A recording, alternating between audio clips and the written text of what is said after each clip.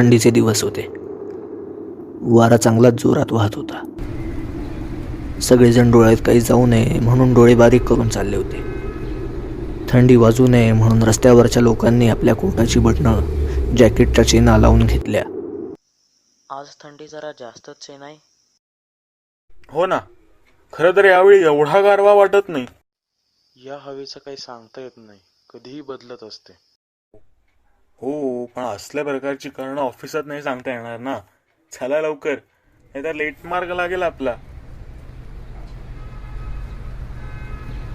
अरे बाळा, ती कानटोपी व्यवस्थित घाल बरं, नाहीतर पुन्हा थंडी वाजेल आणि आजारी पडशील. हो, आज शाळेत चित्रकलेचा तास आहे. रस्त्यावर तशी लगबग होती, नेहमीप्रमाणेच. मायानगरीच होती ती. गरजवंताला कमी आणि गरज नसलेल्याला घबाड देणारी मायानगरी. इथे दररोज आयुष्याचा जुगार खेळला जातो. जो जिंकतो तो मालामाल होतो. आईला असा डाव प्रत्येक वेळी व्हायला पाहिजे. चले बघताय काय, टाका पैसे पटकन, जिंकलोय मी.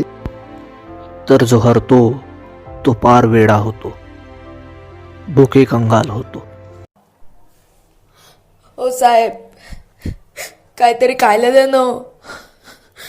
पैसे न ग, फक्त खायला द्या ना काहीतरी. लय दिवस झालं काही खाल्लं नाही. साहेब, साहेब द्या ना साहेब. हो साहेब. तरीही दररोज लोक गावाकडचा निवांत कारभार सोडून या मायानगरीत येतात.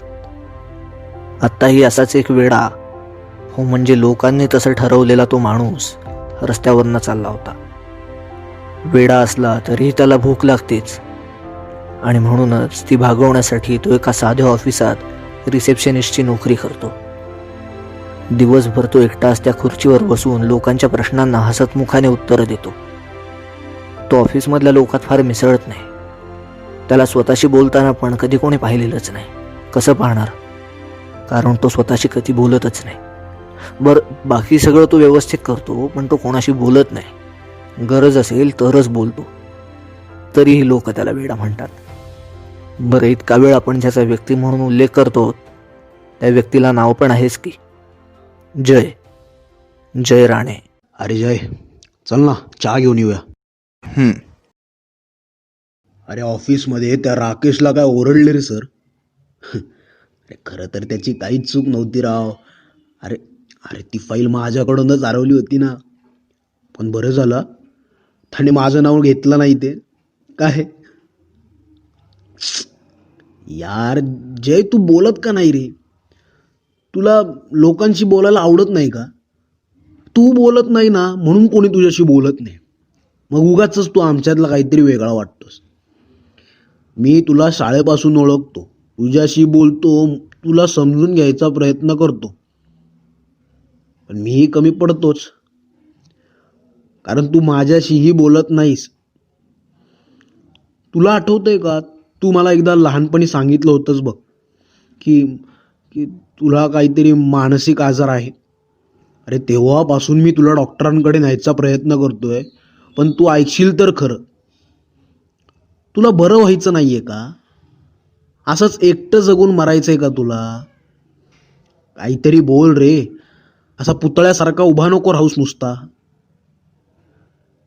तुझे आई वडील बिचारे तुझी चिंता करत राहिले आयुष्यभर. प्रयत्न करून थकले बिचारे आणि गेले, पण तू नाही ऐकलंस त्यांचंही. आता मी सांगतोय ते तरी ऐक. चल डॉक्टरांकडे. अरे बोल रे, काहीतरी काहीतरी बोल. माझा चहा संपलाय, निघूयात आपण. उगाच नाही लोक तुला वेडा म्हणत. ते म्हणतात ना, अगदी बरोबर आहे बघ त्यांचं. अरे म्हटलं गेले 4-5 दिवस मला अस्वस्थ दिसतोय म्हणून विचारलं, तर तुझं काय नेहमीसारखंच बोलतच नाही काही. आता सवय झाली आहे म्हणा. बरं जाऊ दे, चल जाऊ परत ऑफिसवर.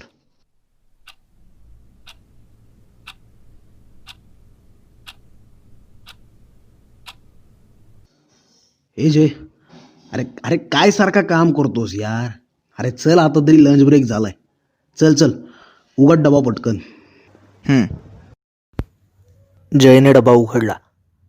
तेवढ्यात तिथे एक मुलगी धावत पळत आली. तिला दम लागला होता, पण ती तसं दाखवत नव्हती.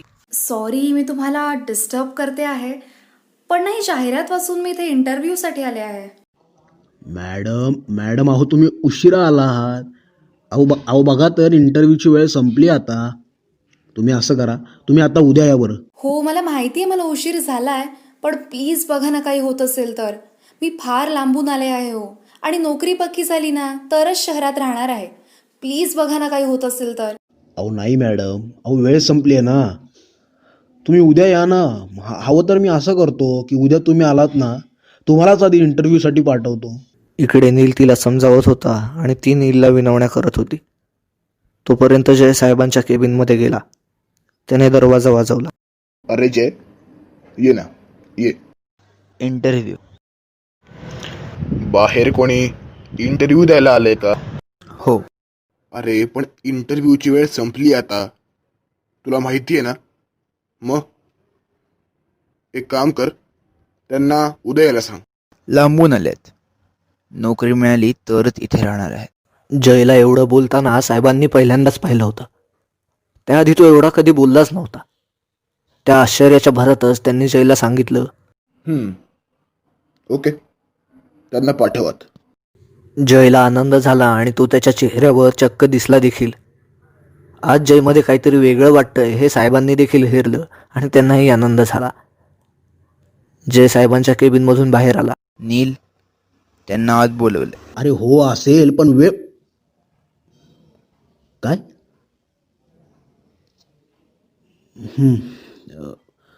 तुम्ही आज जाऊ शकता. ती मुलगी केबिनमध्ये गेली. त्याचरशी नील जयपाशी आला. काय रे, आज केबिनमध्ये जाऊन काय बोलून आलास असा की त्या मुलीला एकदम आत बोलवलं ते? हां हां हां हां तू काही बोलू नको, पण तू लाजतोयस ते दिसतंय स्पष्ट मला. आणि हो, आता का बोलशील ना तू आमच्याशी. तुला बोलण्यासाठी एक नवा साथीदार मिळाला आहे. चांगलं आहे, चांगलं आहे. या निमित्ताने का होईना, पण तुझी बोलायला सुरुवात होईल. काय? तेवढ्यात ती मुलगी केबिनमधून बाहेर आली. नील लगेचच त्याच्या जागेवर परत गेला. ती मुलगी जयजवळ आली. Thank you so much. मी रुची देसाई, आणि तुम्ही? जय राणे. परत एकदा खरंच खूप खूप थँक्यू. बरं, मी आता निघते. पहिल्यांदाच जयला कोणी माणूस आवडला होता. तो तिच्याविषयी कितीही बोलू शकत होता, पण तिच्याशी काय बोलावं हे त्याला समजत नव्हतं. बरं, त्यांची ओळख अशी किती, जेमतेम 5 मिनिटांची, तरीही जयला तिच्यासोबत राहायला आवडलं असतं. ती ज्या अर्थी त्याला थँक्यू म्हणली त्या अर्थी तिची नोकरी पक्की झाली असेल की ते नुसतंच थँक्यू असेल. जय त्या एका थँक्यूचा अर्थ लावत बसला.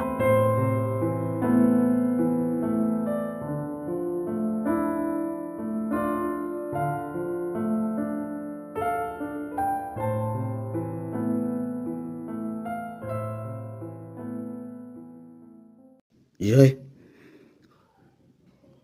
अरे जय, अरे कुठे हरवला होतास बाबा? चल चल चल, कामाला लाग बरं. अरे अरे ते मोठे साहेब येणार आहेत आज. अचानक आपल्या साहेबांना फोन आला होता त्यांचा. कुठल्याही वेळी येतील बरं का ते. आवर आता पटापट, चल. जयला कामं अशी करायची काहीच गरज नव्हती. त्याने वेळच्या वेळीच सगळी कामं केली होती. मोठे साहेब आले. त्यांचं स्वागत झालं. त्यांना कदाचित घाई होती म्हणून ते लगेचच कॉन्फरन्स रूममध्ये गेले. सगळे त्यांच्या मागे गेले. जय, साहेबांसाठी आणि तुम्हा सर्वांसाठी पण जरा चहा नाश्ता आण जा. जयचा चेहरा पडला. त्याला पण त्याने केलेलं काम मोठ्या साहेबांना दाखवायचं होतं. त्यांच्याकडून शाबासकी मिळवायची होती, पण तो नेहमीप्रमाणे एकटा पडला. कदाचित मुद्दाम वेगळा काढला गेला. त्याला याची जाणीव झाली, पण दुःख झालं नाही. कारण बोलणाऱ्या माणसांपेक्षा स्वतःचं चित्र दाखवणारं मन त्याच्यासाठी जास्त महत्वाचं होतं.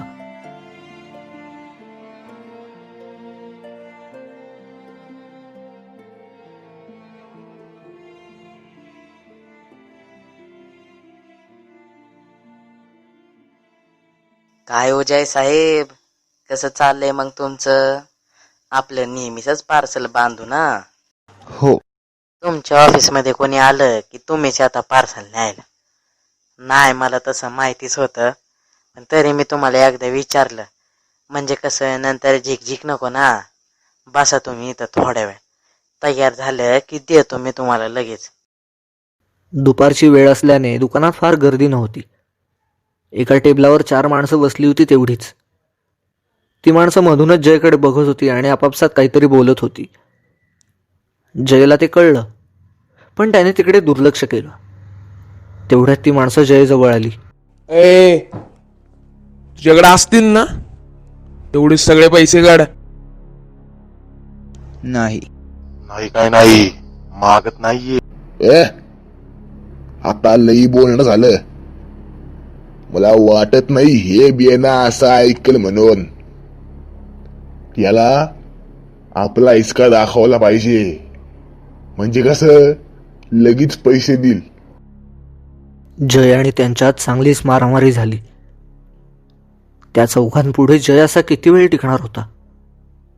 पण तेवढ्यात त्या दुकानदाराने पोलिसांना बोलावलं म्हणून जय वाचला. साहेब, ओ साहेब, तुम्हाला फार लागलं तर नाही ना? नाही. नाहीतरी मी काय म्हणतो, चला माझ्या संग तुम्ही डॉक्टरकडे चला. हे घ्या, झालं. नाही काही काळजी करू नका, जखमा फार अगदी काही खोल नाही आहेत. 2-3 आठवड्यात पुन्हा पहिल्यासारखे व्हाल. हो, दिलेली औषधं मात्र वेळच्या वेळी घ्या. दुसऱ्या दिवशी जय ऑफिसला गेला. त्याच्या अवतारावरून काय झालं असेल याची पुसटशी कल्पना सगळ्यांनाच आली, पण कोणी काहीच बोललं नाही. त्यांना माहिती होतं जय काही सांगणार नाही म्हणून, पण तरीही नील त्याच्याजवळ गेला.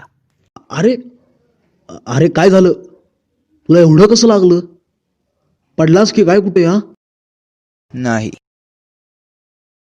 ठीक आहे, नको सांगूस, पण काळजी घे. आणि हो, साहेबांना सांगून आज जरा लवकर घरी जा. Jay sir, you can call in the cabin. तुम्हाला सरांनी लगेच केबिनमध्ये बोलवलं आहे. जय, काल कुठे गेला होतास? मी तुला चहा नाश्ता आणायला पाठवलं होतं ना, मग तू निघून का गेलास? अरे काल तू चहा नाश्ता आणणार म्हणून मी साहेबांना थांबून ठेवलं होतं.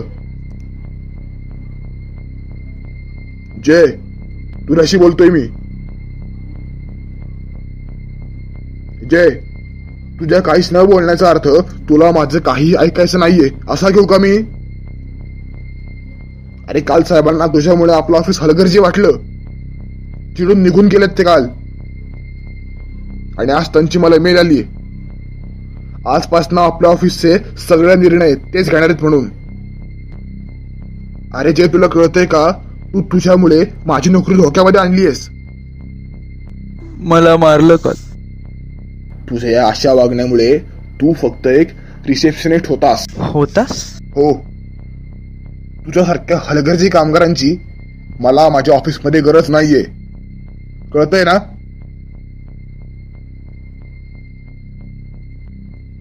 अरे पाहत काय उभं राहिलायस? Get out.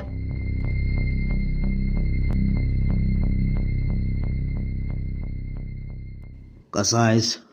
ठीक. अरे या भागात एक काम आलं होतं, म्हटलं जाऊन यावं तुझ्याकडे. बरं, नोकरीचं झालं की नाही? नाही. अरे तुला काम करावं असं वाटत नाही का जय? कुठेतरी नोकरी शोधावं असं नाही का वाटत तुला? आता तरी बदल रे स्वतःला. 6 महिने झाले तुला घरी बसून. आता मी तुझा मित्र म्हणून गेले 5 महिने तुला पैसे देत आलो, पण आता मलाही नाही जमत रे. शेवटी मलाही माझं कुटुंब आहेच ना, त्यांच्याकडे बघावं लागतं. हे घे, ह्या महिन्याचे पैसे आणले होते, पण इथून पुढे नाही जमणार मला. माफ कर मला.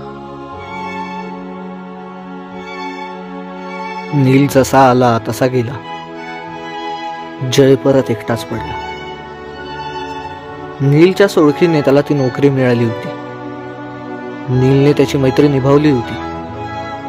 जयला नोकरी करायची इच्छा होती, पण इंटरव्ह्यूच्या प्रश्नांना उत्तरं द्यायची म्हणजे बोलणं आलं. आणि जयला तर बोलायचं नाहीये. त्याचा स्वभावच असा आहे ना. स्वभावाला औषध थोडीच असतं.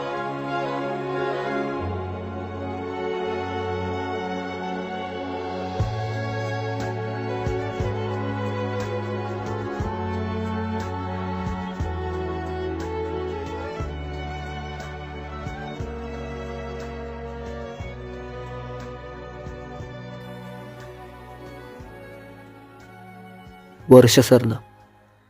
पुन्हा थंडीचे दिवस आले. जोराचा वारा वाहत होता. सगळेजण डोळ्यात काही जाऊ नये म्हणून डोळे बारीक करून चालले होते. थंडी वाजू नये म्हणून रस्त्यावरच्या लोकांनी आपल्या कोटाची बटणं जॅकेटच्या चेना लावून घेतल्या. यावर्षी पण थंडीचा जोर जरा जास्तच आहे. सवय झाली आता सगळ्याची. कधी कधी राग पण येतो या बदलणाऱ्या हवेचा. रोहन, कानटोपी व्यवस्थित घातलीस ना? नाहीतर आई, मला माहिती आहे कानटोपी व्यवस्थित नसेल तर मला थंडी वाजेल आणि मी आजारी पडेन.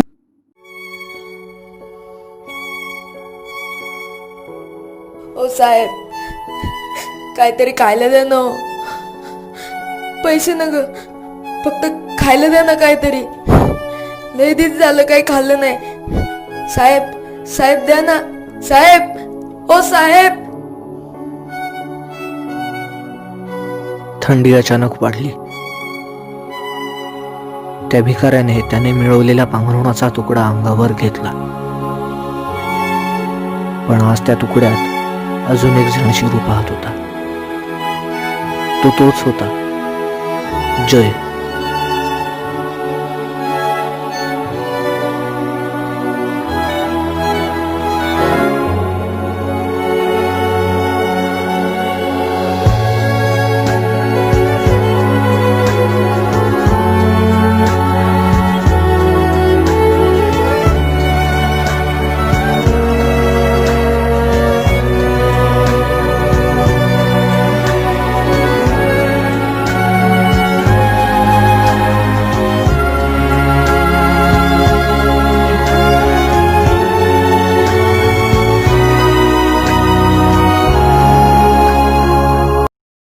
जय उठला.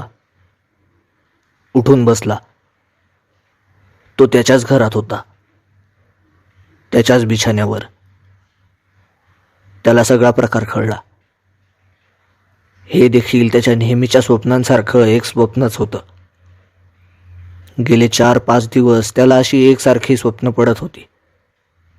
यापैकी खरं एवढंच होतं की रुची तिचा इंटरव्ह्यू देऊन गेली होती. तिथून पुढचे मात्र सगळे मनाचे खेळ. त्याने कपाळावरचा घाम पुसला, पाणी प्यायला आणि पुन्हा झोपून गेला. अजनबी हवाएं बेकरार आहे. आहा, आहा, आहा.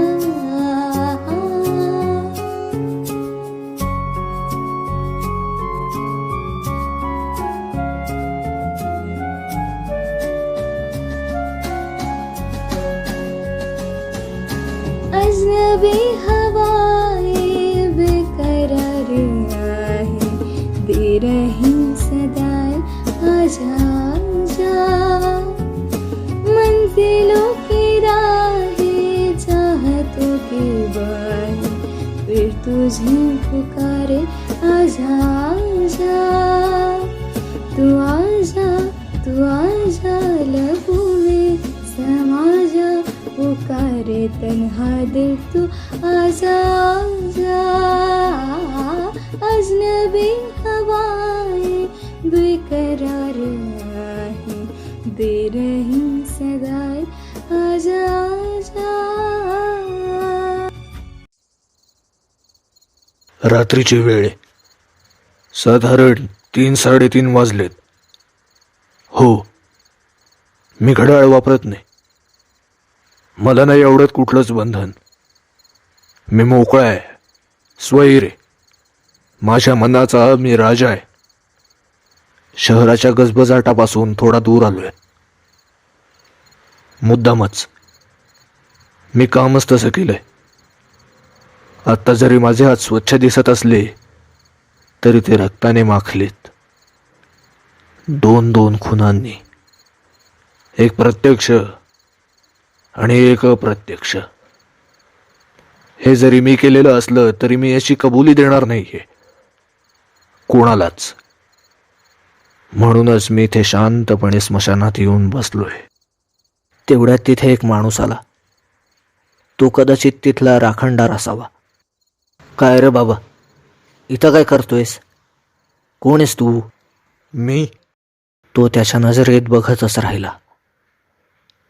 त्या राखणदारालाही काहीच समजत नव्हतं. कदाचित त्यालाही समजत नव्हतं काय उत्तर द्यायचं म्हणून. स्मशानात पुन्हा शांतता पसरली. गार वारा पुन्हा व्हायला लागला.